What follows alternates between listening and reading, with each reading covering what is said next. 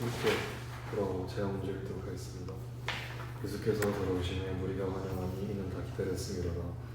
이에 회당장인 야이로라 하는 사람이 와서 예수의 발 아래에 엎드려 자기 집에 오시기를 간구하니 이는 자기에게 12살 된 외딸이 있어 죽어감이 이르러 예수께서 가실 때 무리가 밀려들으더라.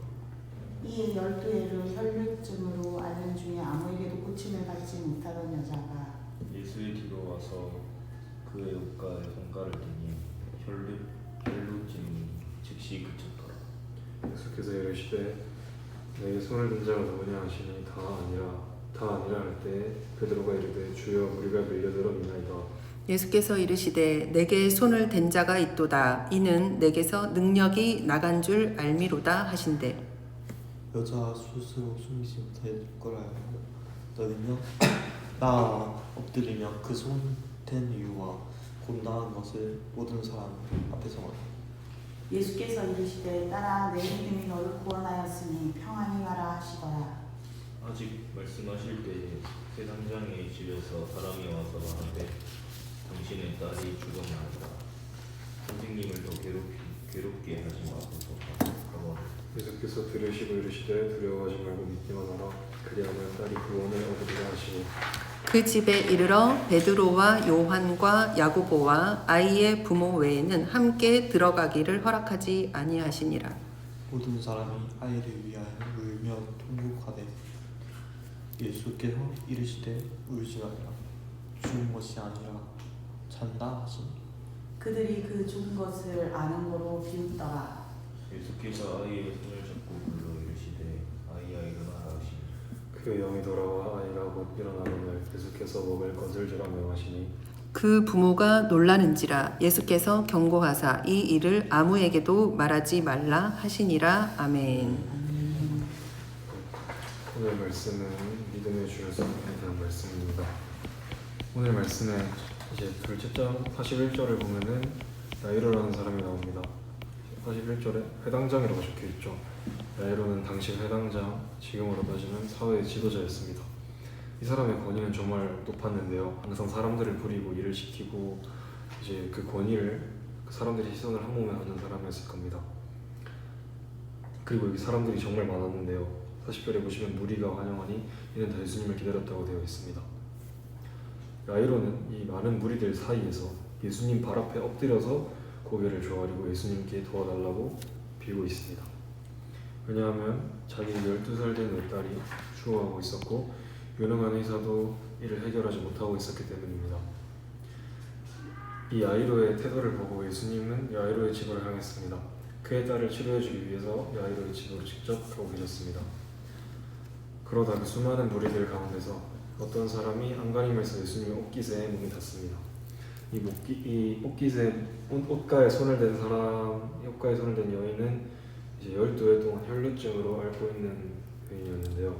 혈루증은 이제 어떤 병이냐면 여자가 원래 주기적으로 이제 월경을 하죠. 그러면서 이제 피가 배출이 되는데 이 주기가 불분명해져서 불규칙적으로 피가 배출되는 병입니다. 혈루증을 앓는다면 사회적으로 직업을 가지기도 정말 어렵고 사람들 앞에 서기도 어려워지는 병입니다. 12해 동안 이 여인은 이 병이 삶을 송두리째 갉아먹었으면서 유능한 의사들을 다 찾아가 봤지만 재산만 합의하고 병이 진생에 나아지지 않았어요. 이 혈루증을 앓는 여인이 이 많은 무리들 앞에 나와서 이 무리들을 뚫고 예수님의 옷깃에 손을 대자 병이 나으며 계속 멎지 않는 피가 멎었습니다. 그때 예수님은 능력이 빠져나간 것을 눈치채시고 사람들에게 이제 누가 나한테 손을 댔다 나는 내 능력이 빠져나간 것을 알고 있다라고 말씀을 하셨죠. 근데 모든 사람들이 제가 아닙니다 하고 부인을 했을 때 여인이 숨기지 못할 줄 알고 떨며 나와서 엎드려서 그 많은 무리들 앞에서 손을 댄 이유와 나은 것을 사람들 앞에서 말했습니다. 그러자 예수님께서 여자에게 딸아 내 믿음이 너를 구원하였다 평안히 가거라 라고 말씀하시고 그 여자가 물러갔습니다. 그때 회당장 야이로의 집에서 사람이 나와서 이제 예수님께 말했습니다. 따님이 죽었습니다. 선생님을 더 괴롭히지 마십시오. 이제 예수님께서 딸의 병을 고쳐주기 위해서 그의 집으로 가고 계시는 길에 딸이 병을 이기지 못하고 죽었어요. 이제 죽은 사람을 이제 병을 고쳐주러 가지고 계셨는데 그 사람들은 죽었으니 이제 숨쓸 도리가 없다라고 생각을 하겠죠. 하지만 예수님은 야이로에게 두려워하지 말고 믿기만 하라, 딸이 나을 것이다 라고 말씀을 해주셨습니다. 그리고 야이로는 이 말씀을 굳게 믿고 예수님과 함께 집으로 갔습니다. 그 집에는 이제 다른 사람, 이제 집에는 야이로, 베드로, 요한, 이넷만 들어갔습니다. 집에 들어가자 사람들은 모두 울며 그 아이에 대해서 슬퍼하고 있었습니다. 이제 예수님은 그들에게 울지 말거라, 그 딸이 죽은 것이 아니라 지금 자고 있다 라고 했습니다. 하지만 울던 사람들은 모두 그 아이가 심히 얻어서 죽은 걸 알기 때문에 예수님을 믿지 않고 예수님이 하시는 말씀을 비웃으면서 비방했습니다. 예수께서 아이에게 나아가셔서 손을 잡으시고 아이야 일어나라고 말씀하시자 아이의 영이 그 육신에 찾아와서 아이가 일어났습니다. 죽은 야이로의 딸 그 야이로의 믿음을 보고 그 죽은 야이로를 다시 살려주신 겁니다. 오늘 말씀에서 야이로는 지도자로서의 체면과 자존심을 내려놓고 예수님께 도움을 구했습니다. 혈루증을 앓던 여인은 사람들의 시선이나 사회의 규칙 때문에 격리되어 있었지만 예수님께 다가갔습니다. 이 두 사람의 이야기는 우리 믿음이 크든 작든 예수님께 나아가는 것이 얼마나 중요한지 보여줍니다. 우리도 힘든 순간이 많습니다. 야이로나 이 여인처럼 예수님을 찾아야 할 순간이 있습니다. 문제 해결 방법이 보이지 않을 때 내가 이렇게 한다고 과연 바뀔까 하는 의문이 생길 때에도 우리는 예수님 앞으로 나아가야 합니다. 예수님은 우리의 믿음이 크거나 완벽하고 우리가 죄를 정말 짓지 않아야만 응답하시는 분이 아닙니다. 작은 믿음이라도 예수님께 다가오는 그 한 걸음을 귀하게 보십니다. 하루 짧게라도 기도하는 시간을 내는 것, 불안한 마음을 하나님께 솔직하게 털어놓는 것, 잘못한 것이 있다면 회개하고 말씀을 묵상하며 뜻을 고민하는 것을 말합니다. 예수님은 우리가 한 걸음 더 가까이 하나님 아버지께로 나아와 말씀을 묵상하고 하나님과 소통하기를 기다리십니다. 오늘 말씀 여기까지입니다. 잘 들었습니다. 자, 오늘 40절에서 56절까지 말씀 같이 봤는데 또 자기가 느낀 바 있으면 우리 돌아가면서 한번 이야기하는 시간을 가져보도록 하겠습니다.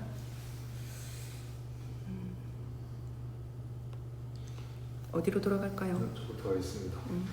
오늘 말씀이 이제 믿음이 어떻듯 하나님 앞에 나와서 이제 그 상황이 어떻고 내 믿음이 작고 보잘것없어도 하나님 앞에 나와서 기도하고 이제 묵상하고 회개하는 그런 것이 중요하다고 우리에게 말하시는 말씀인데요. 저희가 지금 시험 기간이기도 하고 수능이 얼마 안 남았거든요. 근데 이제 제가 수능 등급이 계속 안 올라서 문제 해결 방법이 보이지가 않습니다. 근데 이제 이럴 때 성경을 읽다가 이 말씀을 정한 이유가 이제 내가 이제 이 혈루증을 앓는 여인처럼 12년 동안 이렇게 생고생을 한 것도 아니고 야이로처럼 내 하나밖에 없는 딸이 죽어가는 것도 아닌데 내가 그런 상황도 아니고 근데 과연 내가 이 성적 하나 때문에 이렇게 막 혼자 스트레스를 받으며 좌절하는 것이 맞을까 하는 고민이 들었고 그렇지. 이런 작은 이제 해프닝에도 기도를 하고 하나님 앞에 나아가야 한다는 것을 좀 더 알게 됐습니다. 너무 잘 들었습니다. 그런데 친구들은 성적 때문에 엄청난 스트레스를 받고 있을 거거든요. 그렇죠. 어쩔 수 없습니다. 근데 선생님이 볼 때는 좀 안타까워요. 왜냐면은 성적이 모든 것이라고 생각하고 최우선이라고 생각하면 그 성적 때문에 스트레스를 받을 수밖에 없지. 예. 근데 조금 이렇게 조금 이제 성적에 대해서 열심히 공부를 하고 또 이렇게 좀 열심히 하는 게 필요하지만은 너무 이 좀 성적에 대해서 스트레스를 안 받으면 좋겠다. 근데 선생님이 이렇게 얘기를 해도 애들이 그렇죠. 스트레스를 안 받는 건 아니잖아.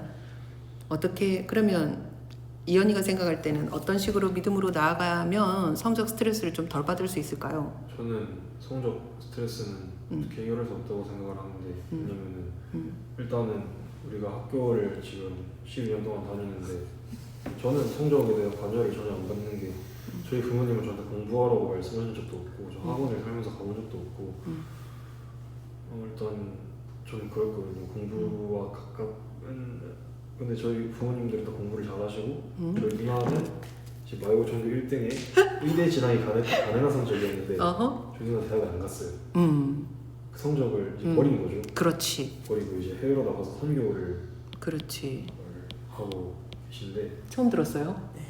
나 지난번에 들었는데. 그리고 이제 지금은 공부를 해서 이제 그 외국의 의대를 가셔서 의학대학 의료 선교를 하시려고 하시는 분이거든요. 근데 이제 너무 제가 대단. 그 광경을 보고 응.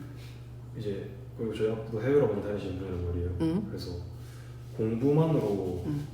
이제 성적과 대학 그리고 이 학벌만으로 이건 정말 그렇게 크게 중요하지 않구나. 그 외의 지식들과 그 외의 경험들이 더 중요하다고 그런 생각을 하기 때문에 저는 원래 성적 스트레스를 그래서 잘 이해를 못해요. 저는 등급이 막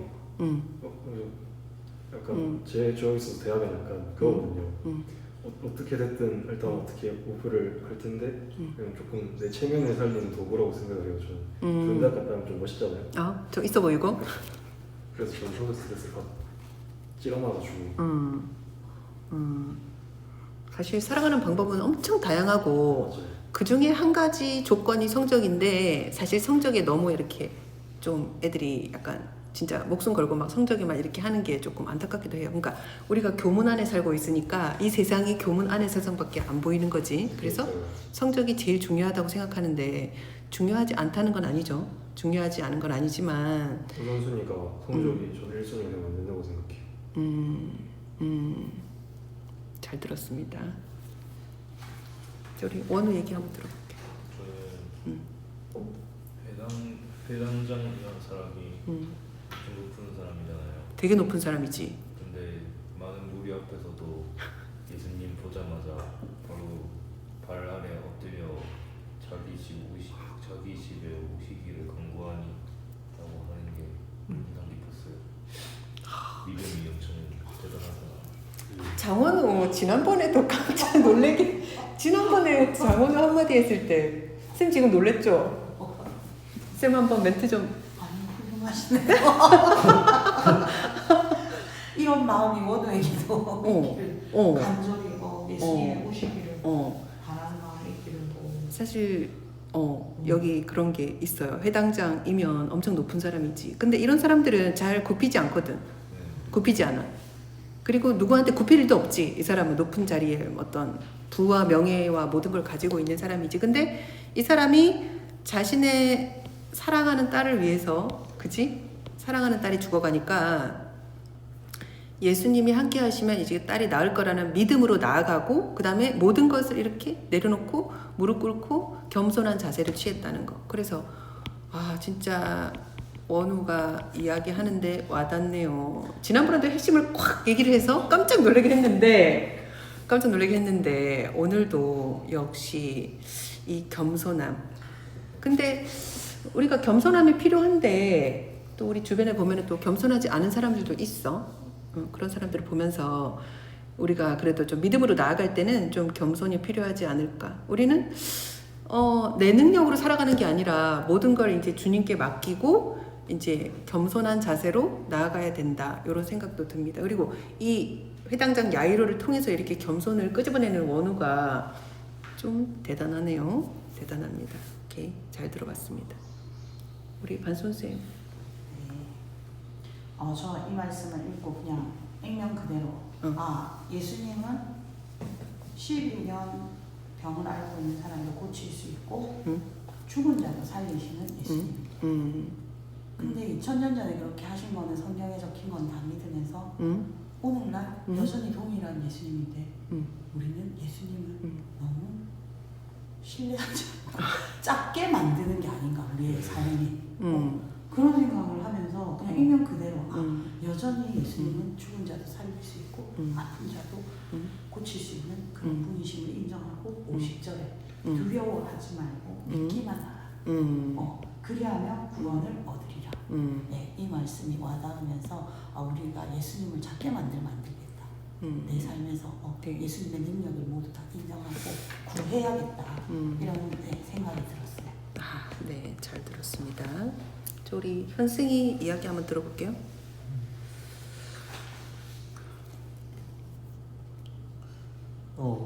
그